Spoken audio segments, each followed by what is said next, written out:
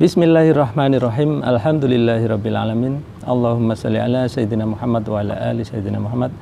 Kawan-kawan, dalam video kali ini saya akan membahas tentang ini pompa yang sangat sederhana sekali ya. Mungkin kawan-kawan nyebutnya pompa tangan, ada yang menyebutnya pompa drum ya. Kalau orang barat mungkin nyebutnya barrel pump gitu ya. Oke lah, pokoknya pompa kayak gini.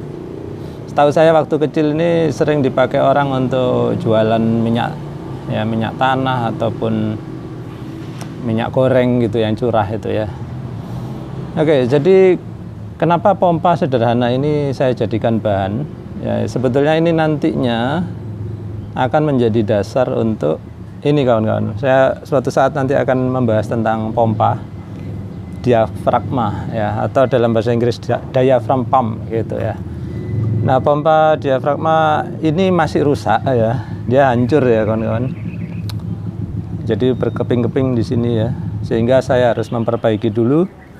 Tapi karena udah hancur ya, ini besi cor ya kawan-kawan. Karena udah hancur, ini tidak akan bisa dipakai lagi. Tapi untuk keperluan video masih bisa dipakai karena saya akan memakai tekanan, saya usahakan yang sangat rendah. Ya. Tapi kalau dipakai untuk keperluan industri udah nggak bisa lagi karena pasti akan pecah kembali karena lem nggak akan kuat ya. Nanti saya akan lemnya.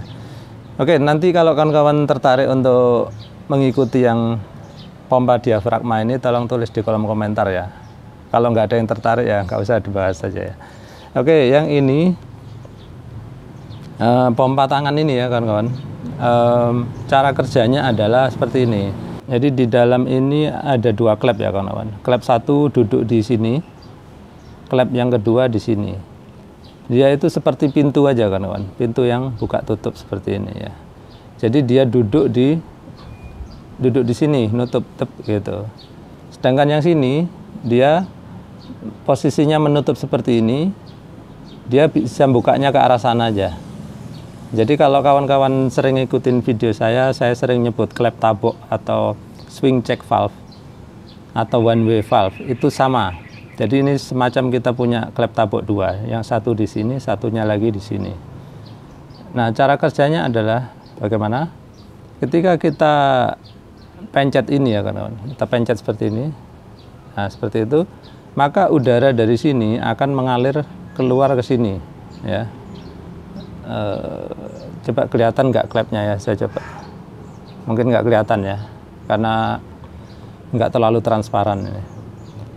Tapi saya coba buatkan ini ya, grafisnya di samping ya. Karena ketika saya pencet seperti ini, maka klep sini akan membuka dan udara mengalir ke arah sini ya. Yang sini, klep satu ini tetap tertutup. Karena apa? Ketika saya pencet seperti ini, kan udara berusaha mendesak ke arah sana. Karena dia itu bentuknya buka tutupnya seperti ini, maka dia justru terdorong menutup makin rapat. Sedangkan yang sebelah sini, ketika saya pencet ini, dia akan membuka ke arah sana gitu ya. Nah, setelah saya selesai memencet, kan saya lepas gitu. Ketika saya lepas ya, dia kan ada udara masuk ke sana ya kan. Udara masuk ke sana. Sehingga yang tadinya udara udah ke sana, dia nggak akan bisa tertarik lagi. Kenapa? Karena klepnya tadi udah nutup yang sini ya. Ingat tadi dia satu arah. Jadi ketika ini menghisap, maka klep yang sini menutup, gitu, makin rapat. Sedangkan yang sini dia tertarik membuka ke atas, gitu ya. Jadi ketika ini saya pencet, klep sini membuka, mendorong ke arah sana. Ketika saya lepas, yang bawah ini tertarik ke atas.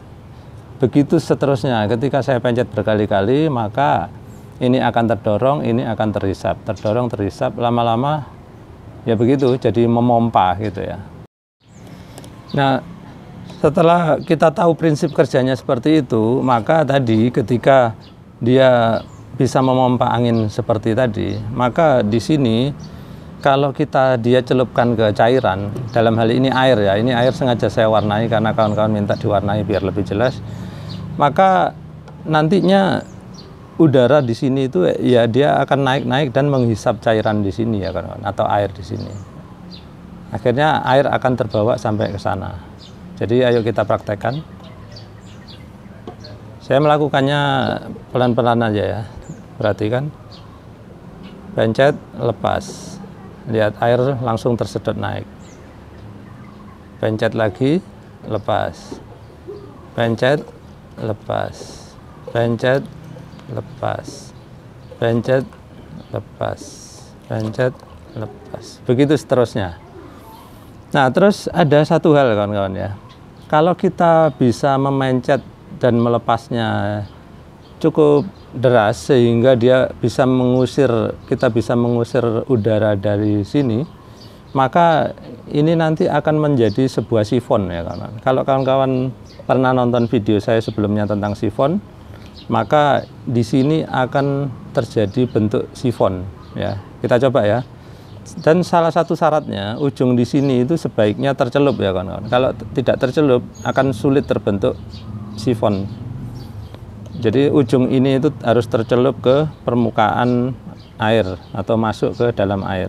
Kita coba ya. Kita pompa cukup cepat sehingga udara di sini akan terusir keluar. Sekarang saya diam, udah nggak pompa. Perhatikan level air naik terus. Naik terus, naik terus. Nah, seperti itu. Nanti akan terhisap habis yang di sini ya, karena efek sifon ini dia tertarik terus. Saya biarkan aja luber.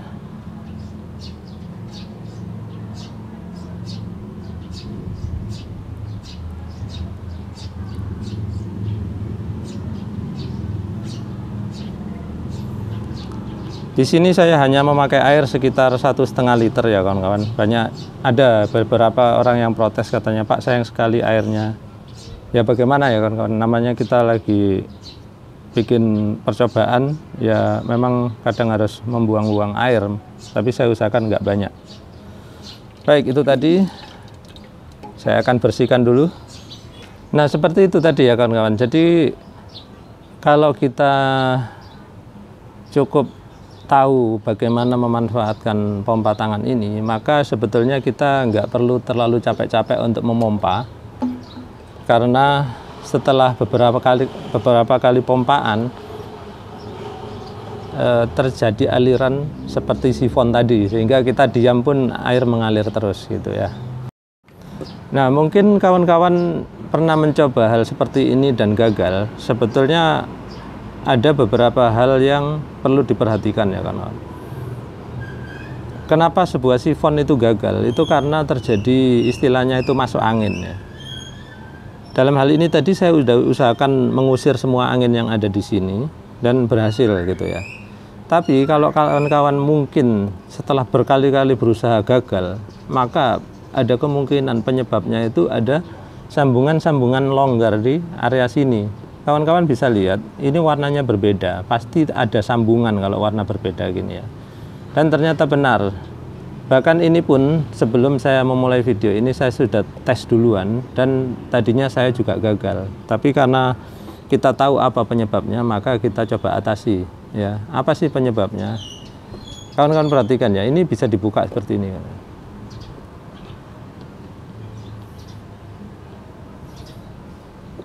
Nah setelah saya buka, ternyata memang hubungannya ini dan ini tadi itu nggak ada seal tape-nya. Jadi saya pakai seal tape, terus saya sekat di sini. Terus yang kedua di sini pun perlu juga saya kasih untuk meyakinkan ya. Di atas ini adalah sebetulnya ini adalah jalur angin untuk ya mungkin untuk membantu pertama kali ya. Kalau kawan-kawan ada kesulitan ini bisa dibuka, kemudian caranya itu gini kawan-kawan. Pencet, tutup, pencet, tutup, pencet, tutup seperti itu. Ada beberapa trik yang bisa kita lakukan kalau kita mengalami kesulitan memakai pompa ini. Tapi nggak usah diperpanjang ke arah sana. Jadi itu tadi aja yang penting ya kawan-kawan. Sambungan-sambungan itu kita sekat lah sehingga tidak ada, kita pererat ya, kita sekat sehingga tidak ada udara masuk lewat atas sini dan lewat sini juga. Maka setelah kita pasang sini semuanya rapat. Oh ya mumpung saya buka, kawan-kawan mungkin penasaran seperti apa sih klepnya. Seperti ini ya kan. Nah ini kawan-kawan bisa lihat di dalamnya, nah seperti pintu gitu ya. Perhatikan ya kawan-kawan, kalau saya tiup dari arah sini, perhatikan dia harusnya membuka. Nah seperti itu. Jadi jelas ya, ketika dia dihisap ke arah atas, dia membuka. Nah mungkin kawan-kawan penasaran yang satu lagi seperti apa. Nah ini bisa dicabut ya kawan-kawan. Nah seperti itu. Sama, saya bilang tadi sama ya. Nah ini untuk memperagakan bagaimana membuka dan menutup yang sebelah situ, bisa kita peragakan dengan cara ini ya kawan. Perhatikan ya, kalau saya pencet, dia harusnya membuka. Pencet, nah seperti itu. Pencet, nah bisa membuka dan menutup. Ya itu tadi ya kawan-kawan, konten sederhana kali ini. Mudah-mudahan meskipun sederhana ada membawa manfaat untuk kawan-kawan. Kalau kawan-kawan ada pertanyaan silakan tulis di kolom komentar. Kemudian kalau ada saran boleh juga tulis di kolom komentar. Kemudian kalau kawan-kawan pengen lihat bagaimana cara kerja pompa diafram pump ya, atau pompa diafragma yang tadi saya tunjukkan di depan, silakan kawan-kawan tulis di kolom komentar juga. Baik kawan-kawan, sekian dulu, terima kasih sudah menyaksikan.